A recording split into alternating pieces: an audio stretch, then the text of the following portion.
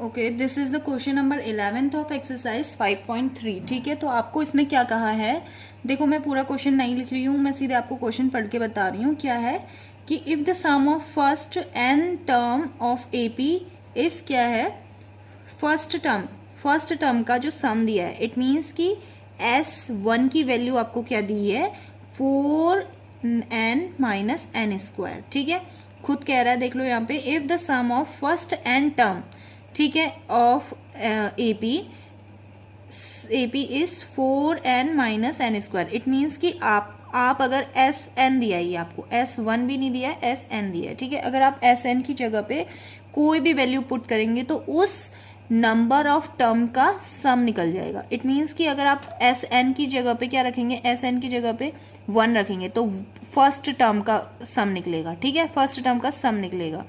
और अगर SN की जगह पे, अगर N की जगह पे आप क्या रखेंगे, 2 रखेंगे, तो वो क्या निकलेगा, A2 का सम अप निकलेगा, यानी कि सेकेंड टर्म का सम अप निकलेगा। ठीक है, समझ गए होंगे। उसके बाद आगे चलते हैं, what is the first term. अच्छा, आपसे पूछा गया क्या है, A1 निकालो कह रहा है, what is the first term and what is the sum of first 2 term. ठीक हो गया। इसके बाद कह रहा है what is the sum of first 2 term. It means कि A1 प्लस A2 का सम निकालो कह रहा है। A1 प्लस A2 कितना होगा कह रहा है।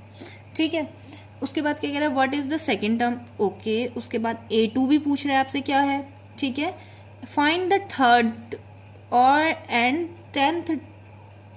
nth term. ओके, तो उसके बाद आपसे क्या कह रहा है, थर्ड टर्म भी निकालो और A10 भी निकालो और AN भी निकालो। ठीक है, तो ये क्वेश्चन बहुत ही मतलब कंफ्यूजिंग है, कंफ्यूज करने वाला है, तो इसको क्या है, बहुत अच्छे से देखना है और समझना है। ठीक है, तो आपको सबसे पहले क्या करना है, देखो आपको पता है SN की वैल्यू क्या दी है आपको, 4n माइनस एन स्क्वायर। अगर हम इस SN में, तो ठीक है, यहाँ पे आपको क्या निकालना है, SN की जगह पे, SN की जगह पे SN 4n minus n square. ठीक है, तो इसकी n की जगह पे अगर आप 1 पुट करते हैं तो आपको फर्स्ट टर्म का सम निकलेगा। ठीक है, तो अगर आप 1 पुट करते हैं तो ये आ जाएगा 4 इंटू 1 माइनस 1 का स्क्वायर, ये आ जाएगा आपका 4 माइनस 1, इट इज़ 3।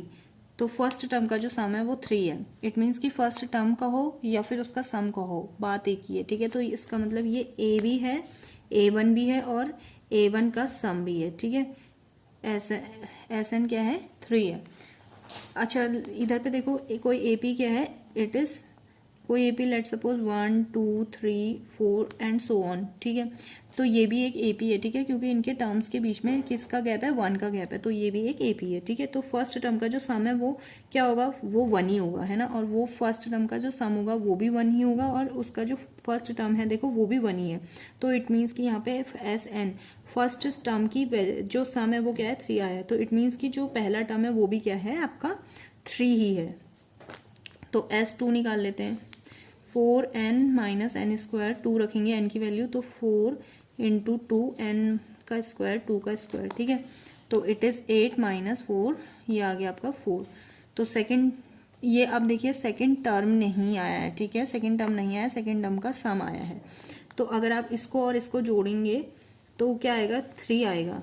ठीक है, तो ये 3 सेकंड टर्म का सम है, सेकंड टर्म तक क्या है, सम है, वो सेकंड टर्म नहीं है। ठीक है, ऐसे ही आप S3 भी निकाल लीजिए, SN equals to 4n minus n square, 4 into 3 minus 3 3 ज़ा 9, तो 12 माइनस 9 इट इज़ 3। ठीक है, ठीक हो गया। अब आप क्या करते हैं, देखिए आपको क्या पूछा है, क्या निकालना है, आपको A1 निकालना है। तो आपका A1 तो निकल चुका है, A1 इक्वल्स टू 3 है।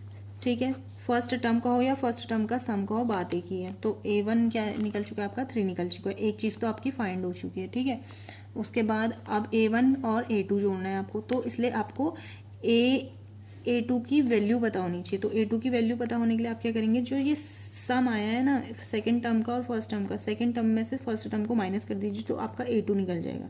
तो A2 के लिए हम क्या करेंगे, 4 माइनस 3 कर देंगे, 4 माइनस 3 करेंगे तो ये आ गया 1। तो A2 की वैल्यू कितनी आ गई है आपकी, 1 आ गई है। ठीक है, A2 की वैल्यू कितनी आ गई है, 1, ये भी फाइंड हो चुका है। फिर आप, अच्छा A2 की वैल्यू 1 आ गई है आपकी, ये फाइंड हो चुका है। ठीक है, उसके बाद A1 प्लस A2 कह रहा है, तो A1 plus A1 plus A2 क्या होगा, देखो A क्या है, फर्स्ट टर्म 3 है और सेकेंड टर्म क्या है 1 प्लस 1 आया है ना सेकेंड टर्म, तो ये आ गया आपका A1 प्लस A2 का जो सम अप आ गया है वो कितना आ गया, इट इज़ 4। ये भी आपका निकल चुका है, ठीक है। तो A3 निकालेंगे, तो A3 निकालने के लिए क्या करेंगे, अब देखिए A3 निकालने के लिए हम एक और टर्म निकालना पड़ेगा हमें, या तो हम एक और टर्म निकाल लेते हैं या तो हम क्या करते हैं, देखो अभी हम यहाँ पे A1 और A2 पता है हमें, तो हम इसका डी फाइंड कर लेते हैं। पहले हम इसका डी फाइंड कर लेते हैं, तो A2 minus A1 equals to कितना आ गया 1 3 माइनस 1, ठीक है। तो ये आ गया आपका 2, तो आपका डी क्या आ गया है, इट इज़ 2, ठीक है। तो अब आप यहाँ से A3 निकाल सकते हैं। A3 कैसे निकालेंगे, AN, क्योंकि हमें पता है AN का फॉर्मूला क्या होता है, AN equals to A plus N minus 1 into D. तो A फर्स्ट टर्म क्या है 3 माइनस कौन सा टर्म निकालना है हमें, थर्ड टर्म निकालना है, माइनस 1, डी कितना है आपके पास 2, तो 3 प्लस 2 और इंटू 2 इट इज़ 4, ठीक है। तो it is 7, AN equals to कितना आ गया 7 आ गया। तो थर्ड टर्म A3 कितना आ गया आपके पास 7 आ गया है, ठीक है। उसके बाद A10 निकालना है, तो A10 भी निकल जाएगा हमारे को, हमें पता है AN इक्वल्स टू क्या होता है A plus N minus 1 into D. तो A क्या है यहाँ पे देखो, A है आपका 3 प्लस N कितना है, 10th टर्म निकालना है, 10 माइनस 1 इंटू डी 2 है, तो 3 प्लस 9 हो गया, 9 इंटू 2 इट इज़ 18 और यह आ गया आपका 21। तो A10 की वैल्यू कितनी आ गई 21, ठीक है। और AN निकालने के लिए कह रहा है, अब देखो AN निकालने के लिए कह रहा है तो nth टर्म निकालने के लिए कह रहा है एक्चुअली, तो nth टर्म निकालने के लिए कह रहा है, तो आप क्या करेंगे, nth टर्म निकालने के लिए आप n की वैल्यू को n ही पर रखेंगे, तो AN equals to A plus N minus 1 into D. तो n की वैल्यू निकालने के लिए कह रहा है, nth टर्म निकालने के लिए कह रहा है, हमें नहीं पता है कि कौन सा टर्म है, तो n की वैल्यू क्या रखेंगे, हम n ही रखेंगे, n के टर्म्स में ही आंसर निकालना है। तो A की वैल्यू 3 है plus N minus 1 into D कितना है आपका 2 है, तो 3 प्लस अंदर मल्टीप्लाई कर दो 2N माइनस 2, तो ये आ गया आपका 1, ठीक है, 1 प्लस 2N। तो AN की वैल्यू क्या हो गई आपकी, इसको सीक्वेंस में लिख लेते हैं 2N प्लस 1, ठीक है। तो आपका जो nth टर्म है वो क्या निकला 2N प्लस 1।